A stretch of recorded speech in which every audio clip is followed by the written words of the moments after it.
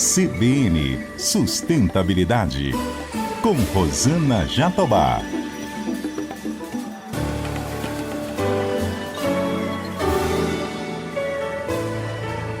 Oi pessoal, tudo bem? O programa de hoje está uma doçura, uma delícia. A gente vai falar de chocolate sustentável. Eu vou conversar com Esteban Sartorelli. Ele é cofundador da Dengo, uma fabricante de chocolates reconhecida no país pelas melhores práticas ESG. Esteban, que prazer te receber aqui no CBN Sustentabilidade. Tudo bem com você? Prazer estar aqui contigo e com todos os que nos ouvem. Eu quero começar nossa conversa pedindo para você contar um pouco aqui para os nossos ouvintes a história da Dengo. Eu sei que é uma empresa que foi criada por você e pelo Guilherme Leal, né, um empresário conhecido, um dos fundadores da Natura. E eu quero repercutir exatamente o fato da Dengo já ter nascido com um propósito muito claro, que é revitalizar aquela região ali do sul da Bahia por conta da cadeia do cacau. Dengo nasce oficialmente em junho de 2017, mas existe um período prévio de cerca de quase 15 anos que foram fundamentais para a construção dessa história. Guilherme Leal, meu sócio, cofundador, amigo e cofundador de Natura, chega no território sul-baiano em meados de 2005, em busca de uma área de veraneio. Como bom empresário, líder e ser humano, ele percebeu em pouco tempo ali que aquela beleza e o capital natural da segunda maior biodiversidade do planeta não eram suficientes para converter em qualidade de vida e bem-estar para as pessoas do entorno. Com isso, Guilherme fundou, anos depois, o Instituto Arapiaú. E esse instituto tinha e tem como principal projeto um programa de desenvolvimento territorial desse eixo ali, com o epicentro no território baiano, com cidades como Ilhéus, Itabuna e outros tantos municípios. No caminhar dos anos, Rosana, o Instituto percebeu que um resgate econômico passava por destravar a cadeia produtiva do cacau. Eu me juntei a esse processo em meados de 2015, 10 anos depois da chegada de Guilherme. E ali, naquele momento, tive o privilégio de realizar uma análise setorial da cadeia cacau-chocolate, tentando identificar iniciativas numa abordagem de teoria da mudança que poderiam promover uma cadeia mais justa e sustentável. Não era minha intenção, nossa intenção primária, construir um negócio em chocolate, mas, fruto de algumas apostas e projetos, alguns avançando e outros frustrados, começamos a nos perguntar por que não testar um novo modelo de negócio que nascia com dois propósitos iniciais. O primeiro deles, gerar renda decente para pequenos e médios produtores de cacau no Brasil. No território baiano, são mais de 69 mil produtores de cacau. E é triste dizer isso, mas pelo menos metade deles ainda vivem com um pouco mais ou um pouco menos de um salário mínimo para sustentar uma família de 3 a 4 pessoas. Agora, interessante que o modelo da marca de vocês, da Dengo, foi inspirado no conceito Bean to Bar, do grão à barra de chocolate, ou seja, a empresa acompanha todo o processo, desde o cultivo do cacau na fazenda até a fabricação do chocolate, promove total rastreabilidade de cada etapa ali da produção. Eu quero te perguntar como é que vocês garantem de fato que o cacau que vocês comercializam, que vocês compram, que vocês utilizam, realmente está livre da questão do desmatamento, porque mundialmente a gente sabe que lavoura do cacau, ela é muito utilizada em áreas que foram desmatadas, né? Sim. Por exemplo, Costa do Marfim e Gana, que são responsáveis hoje por mais de 60% da produção mundial de cacau na África,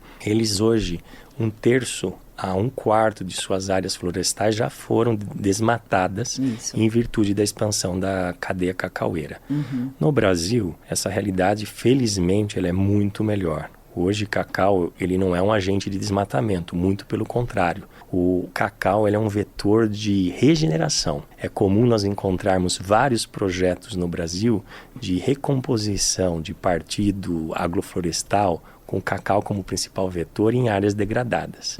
Só na Bahia, por exemplo, a gente estima que a gente tem uma oportunidade de recompor áreas degradadas em mais de 100 mil hectares. E isto, como que a gente procura fazer garantindo que a gente não tem desmatamento? 100% do nosso fornecimento é de uma relação direta. Nós conhecemos o nosso produtor, a nossa produtora por nome e sobrenome. Isto é algo raro ainda na cadeia cacau-chocolate. mais de 80% do volume fornecido ainda é por meio de atravessadores, ou seja, não sabe aonde fica aquele cacau, aquele produtor. E até costumo dizer que rastreabilidade é um pré-requisito para a sustentabilidade. Se a gente não sabe de onde vem o nosso cacau, de onde vem o nosso café, de onde vem o nosso arroz ou a nossa carne, nós não podemos aferir aquilo qualquer razão de sustentabilidade. Então temos uma relação direta. E uma vez que o produtor se interessa em fornecer cacau para a Dengo, nós fazemos uma visita ou algumas visitas para, entre outros, nos certificar as condições de trabalho, moradia, e ele, a partir daquele dia, ele começa a ser monitorado por plataformas de monitoramento se há uma probabilidade ou um risco futuro de desmatamento. Um dos nossos inegociáveis é o zero desmatamento.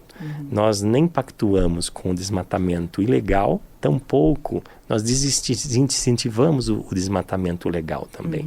O Brasil, hoje, metade das nossas emissões de gases de efeito estufa estão diretamente relacionados apenas ao desmatamento. Se nós zerarmos o desmatamento do Brasil, nós já endereçamos metade do desafio das NDCs ou das metas nacionais. Sim. Eu quero falar daqui a pouco sobre esses sistemas agroflorestais para a gente elucidar bastante aqui para o nosso ouvinte. Mas você falou dessa relação direta com os produtores, né? Os pequenos e médios produtores, e vocês pagam a eles um preço acima da média do mercado. Quanto, em média, um produtor recebe a mais se a gente for comparar aí com o mercado tradicional? Ótimo. Esse produtor ele recebe mais do que o preço de commodity. Até meados de 2023, quando o preço da commodity era mais previsível, porque passamos no último ano e meio, nos últimos 18 meses, uma turbulência no mercado. O cacau, que até então era precificado em torno de $2.500 a $3.000 a tonelada, disparou em 2024 para patamares de $12.000 a tonelada. Um movimento que fez, inclusive, os nossos ouvintes consumidores e amantes de chocolate perceber que na gôndola ou na loja o chocolate se tornou mais caro. Sim. Até 2023, nós pagávamos, ou o produtor recebia cerca de 80% a 110% acima do preço de cacau. Nesse último ano, esse percentual ele foi bastante decrescido porque o preço da commodity também disparou. Mas mesmo assim, a título de comparação, um produtor recebeu no último ano cerca de R$ 72 por quilo. No preço pago pela Dengo. Isso é pelo menos 40% acima do preço de commodity e é mais do que o dobro, mais do que o triplo do que estávamos acostumados a pagar até meados de 2023. Maravilha. Agora, além de vocês oferecerem esse benefício, vocês também capacitam essas famílias, esses pequenos e médios produtores, né? Exato, Rosana. Uma vez que a gente faz o primeiro contato, é contatado por esse produtor, nós perguntamos a ele: você já produz cacau de qualidade? Se sim, nós acompanhamos e monitoramos os primeiros lotes para garantir se esse lote chega aos critérios de qualidade mínimo do que o território sul-baiano estabelece como cacau de qualidade. Quando ele diz que não sabe, nosso time de campo provê a ele alguns treinamentos em campo, de forma de grupos pequenos. Em dadas regiões, nós temos ali 3 ou 4 núcleos na região baiana, Camamu, Jaguaquara e outros territórios, nos quais a gente junta um grupo de produtores e a gente faz treinamento mão na massa. De fato, ensinamos ele a como quebrar, garantir que o fruto está maduro, porque às vezes a gente pensa que a fermentação do cacau é a grande aura, mas uma vez que você não tem um fruto maduro, nada vai sair de alta qualidade ali. Então a quebra do cacau no momento certo, a fermentação correta e uma secagem natural são 3 etapas fundamentais no pós-colheita para que a gente tenha um excelente cacau. E diga-se de passagem, o Brasil hoje pode se orgulhar que produz o melhor e o pior cacau do mundo. Nós temos um prêmio anual no qual, cada ano que passa, nós nos surpreendemos com a altíssima qualidade do nosso cacau. Isso é fruto dos terroirs? Sem dúvida, mas não apenas. É fruto de capricho.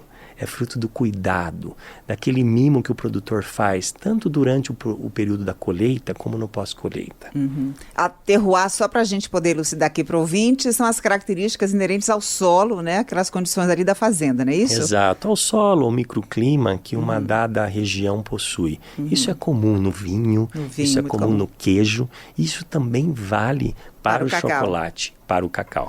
Falando agora um pouco mais sobre o pilar social da Agenda ESG, você já disse aqui da preocupação da Dengo em remunerar as famílias, capacitá-las. Eu queria repercutir com você a questão do trabalho escravo e infantil, né, que são práticas muito comuns em cadeias globais, principalmente na África Ocidental, gente. Eu tenho informação aqui que na Costa do Marfim e Gana, que hoje produzem entre 60% e 70% do cacau do mundo, tem uma pesquisa da Universidade de Chicago mostrando que 1,5 milhão de crianças trabalham nas lavouras de cacau, nessas regiões produtoras aí mundo afora. No Brasil, existem casos, mas numa escala muito menor. E aí eu quero te perguntar, Esteban, a que se deve o fato da gente não ter muitos casos de trabalho análogo ao da escravidão, nem trabalho infantil? Na sua avaliação, se isso deve ao fato de ser uma cultura majoritariamente familiar e baseada no agroflorestal? Não apenas, porque assim Costa do Marfim e Gana também é de pequenos produtores e agricultores familiares. Aqui a gente pode adicionar outros fatores. Acho que um deles, e bastante comum, é a própria fiscalização e presença do Ministério do Trabalho. Então, aqui no Brasil, esporadicamente, fazendas e produtores, pequenos, médios e grandes, recebem visitas. Então, a auditoria ela é importante e necessária. Inclusive com uma chamada lista suja do trabalho, não é isso? Isso, exatamente. E há outros fatores envolvidos. Quando a gente olha o contexto, os viabilizadores da cadeia cacaueira no Brasil, a gente é uma realidade muito melhor do que os nossos concorrentes. Primeiro, aqui você tem acesso ao livre comércio do cacau, ou seja, quando o preço do cacau sobe ou desce, o produtor, por mais que ele é refém do preço da commodity, ele recebe essa flutuação diretamente. Costa do Marfim e Gana, você tem ali a regulação do governo, ou seja, o governo ele é responsável por comprar e exportar todo o cacau da região, não fazendo com que nos momentos de aumento histórico, como nós tivemos nos últimos 18 meses, aquele produtor de fato ele se beneficie desse processo. Tá? Outro fator é que as condições de educação aqui, as questões logísticas de infra são melhores do que de fato que a gente encontra na África. Não que isso nos sirva de orgulho, porque sem dúvida quando a gente olha esses dados que você apresentou da Universidade de Chicago, eles são tristes. E esse foi um dos primeiros diagnóstico, e quando eu ainda como desconhecedor da cadeia de cacau me deparei e eu me questionava assim, como pode uma cadeia cacau-chocolate que promove aqui na ponta prazer, realização e felicidade, uma indulgência, ter no seu extremo, na sua origem, uma cadeia que sofre com mazelas como trabalho infantil e trabalho escravo. Como você colocou, as condições no Brasil são muito melhores. A Organização Internacional do Trabalho caracteriza que no Brasil, num caminhar de quase 20 anos, entre 1995 e 2022, nós tivemos apenas 240 casos de trabalhos análogos à escravidão. E, logicamente, que a gente não quer um caso presente, mas comparado ao que a gente depara em outras regiões produtoras no mundo, isso é praticamente nada. Que bom saber disso, né? Para a gente elucidar aqui para o nosso ouvinte, para a gente poder saborear um chocolate. Sem dúvida. Sem e a melhor culpa. forma de a gente garantir que a gente exaure não só trabalho infantil, trabalho escravo, como o próprio desmatamento, é por meio da promoção da renda digna. Sim. Agora, vamos falar então desses sistemas agrícolas sustentáveis, né, incluindo aí o modelo de produção agroflorestal, que ajuda muito na regeneração da Mata Atlântica, da Amazônia também, porque Pará ali é um grande polo produtor. E vocês utilizam o cacau, a maior parte dele vem do sistema Cabruca. Os pés de cacau são cultivados debaixo da sombra de árvores nativas como o jatobá. Dá para preservar bem a floresta e a biodiversidade, né? Sem dúvida. Não sabia que eu prestava esse serviço ambiental ao chocolate. Olha, você já pode ter uma remuneração aí por créditos de carbono, viu, Rosana? Muito bom, mas esse é um ativo da produção baiana. Não é ativo da Dengo apenas. Esse é um diferencial que a gente adiciona à marca. Sem dúvida, principalmente quando a gente opta por comercializar os nossos produtos fora do Brasil. Mas hoje 70% da produção de cacau baiano é debaixo desse modelo produtivo, no qual você citou. E dito de uma forma simples, é exatamente isso, é plantar cacau debaixo da sombra da Mata Atlântica. E esse modelo ele é belo, porque ele é um modelo de conservação produtiva. Ao mesmo tempo que você preserva a floresta de pé, os nossos jatobás de pé, você proporciona renda para quem possui aquela terra. Um pequeno médio produtor, ele não pode olhar para a floresta, área de reserva e entender aquilo como um passivo. Ele é responsável por fazer o acero, por manter a cerca, para ter o cuidado, mas ele também tem que se beneficiar daquilo. E esse sistema, ele é belo em vários aspectos. Ele aumenta a resiliência do sistema, diminuindo a necessidade de ter inseticidas ou pesticidas ou outros químicos desnecessários. Ele preserva a biodiversidade do sistema, ou seja, você vai num plantio de cacau, seja agroflorestal como cabruca ou outros modelos planejados, você vê vida ali, você ouve pássaros, você observa que a qualidade do solo é melhor. E um solo saudável é uma planta saudável é um cacau saudável é um chocolate melhor. Então se reflete na qualidade do grão, com certeza. Sem dúvida, há benefícios, porque esse pé de cacau está menos estressado, ele sofre menos estresse hídrico. Sem falar em outras camadas, por exemplo, trazendo um dado curioso e interessante sobre as nossas cabrucas. 1 hectare de cabruca, ele sequestra mais do que o dobro de CO2 equivalente do que um cacau plantado em outros modelos. Isto é ótimo. E isto apenas considerando aquilo que a gente chama de CO2 atmosférico, sem considerar ainda o sequestro pelo solo melhorado, aquilo no solo, que acontece de fixação no solo. Isso é maravilhoso. À medida que a planta, que a árvore vai crescendo, ela tem essa habilidade de sugar CO2 da atmosfera e liberar oxigênio. Nesse caso é muito importante aí em termos de conservação florestal também, porque ajuda a dissuadir o pequeno proprietário daquela terra de participar do crime organizado que está de olho na madeira, né? Quando a madeira tem essa destinação de proteger uma plantação rentável, obviamente que ele vai preferir ir por esse caminho. Agora, tem a questão de outros sistemas agroflorestais, por exemplo. Eu me lembro bem, gente, porque eu tenho essa vivência do cacau no sul da Bahia, né, na minha infância e adolescência, de frequentar ali fazendas de cacau, inclusive até amassar o cacau em terreiros.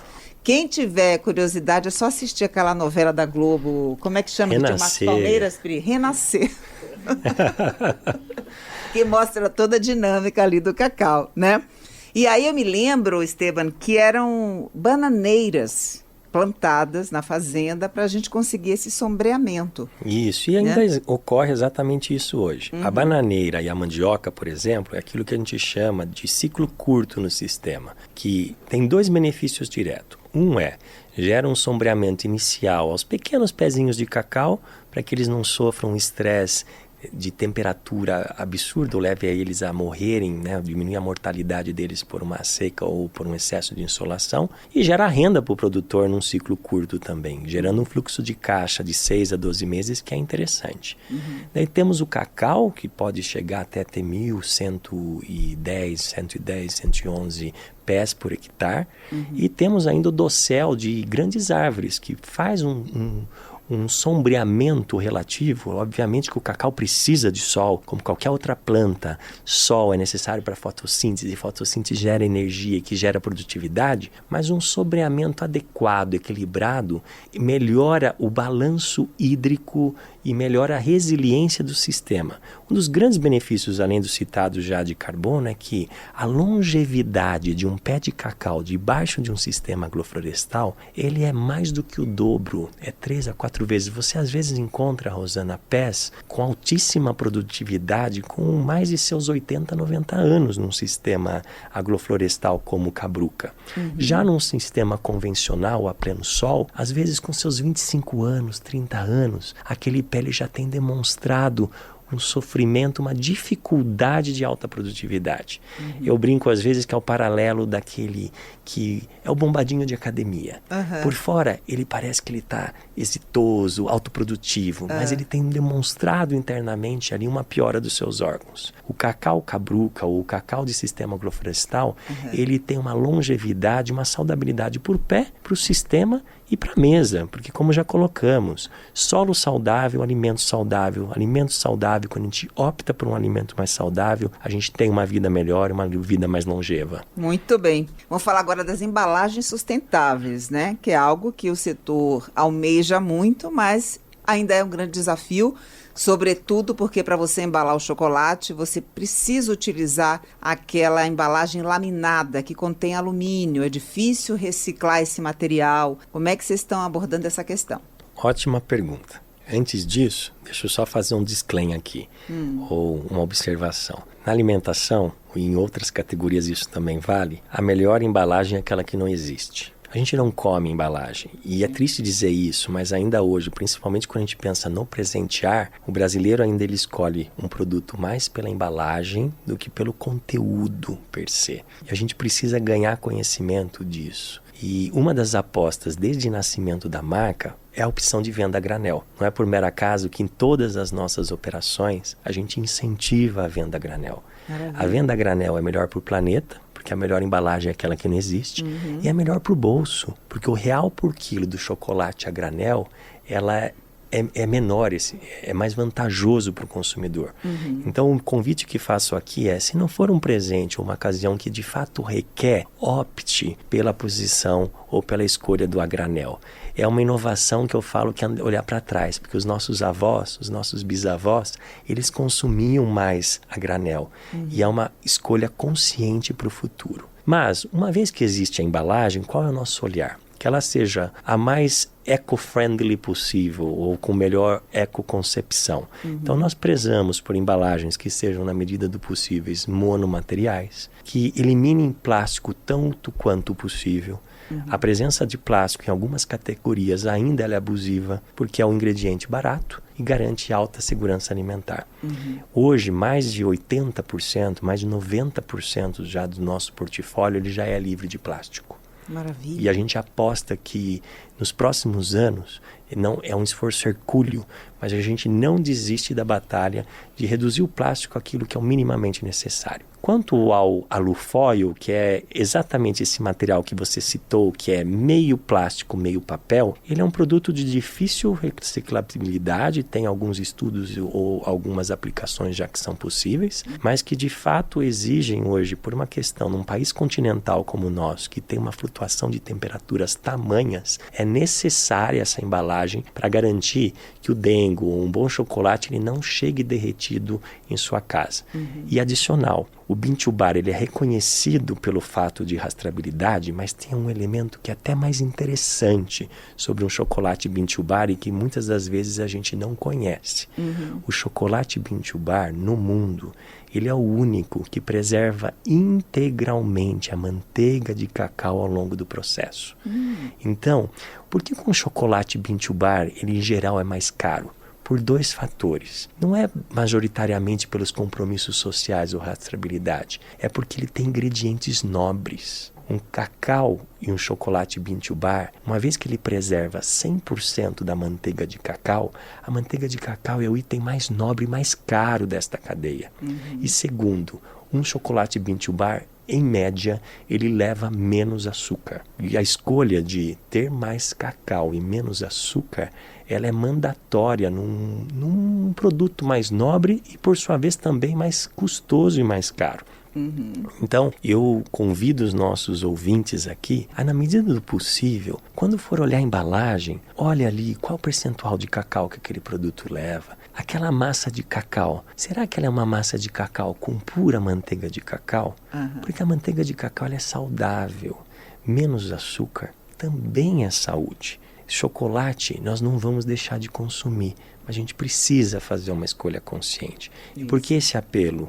Porque o Brasil, a gente é um dos piores países do mundo em termos de consumo de chocolate amargo. Primeiro porque o nome amargo não nos ajuda, né? Verdade. Produto amargo ninguém quer consumir. Já chega a vida. Exatamente. O melhor, Rosana, seria o termo intenso. A legislação não nos permite essa adoção em totalidade no painel frontal, mas consumir um chocolate que leva mais cacau, ele é mais saúde. O cacau, ele é um super superalimento. Há vários estudos científicos que vinculam o consumo do cacau puro à redução do colesterol ruim, à melhor frequência cardíaca. E não engorda tanto, né? E não engorda tanto. Então, quando a gente escolhe um chocolate intenso, a gente está desfrutando do bom sabor, mas sem abrir mão da saudabilidade. Amei a nossa entrevista. Aproveito para já te convidar para uma próxima oportunidade. E toda vez que você vier ao CBN Sustentabilidade falar aí desse exemplo maravilhoso da Dengo, nunca se esqueça de trazer para a gente mais um chocolatinho. Tá combinado? Pode deixar, Rosana. Obrigado pelo convite. E eu desejo a todos aqueles ouvintes que já são amantes da sustentabilidade que levem esse cuidado, esse carinho, esse amor em formato de Dengo, em chocolate ou além, para tudo que a gente tem feito no dia a dia. Esse é o meu desejo, esse é o nosso desejo como Dengo para todos os nossos ouvintes e todos os nossos amados. Muito bem. Obrigada, viu, Esteban? Boa sorte para você. Obrigado, Rosana. Eu conversei com Esteban Sartorelli, cofundador da Dengo, fabricante de chocolates muito reconhecida pelas melhores práticas sociais, ambientais e de governança. Além de ter acesso a conteúdo pelo YouTube, você também encontra essa entrevista no site, no aplicativo da CBN ou na sua plataforma preferida. Colaboraram comigo aqui no CBN Sustentabilidade, minha linda produtora, Ana Luísa Bessa. Nos trabalhos técnicos, a outra linda, Priscila Gubiotti. E na edição, Rafael Furugem e Renato Barcelos. Um beijo para você. Até semana que vem. CBN Sustentabilidade, com Rosana Jatobá.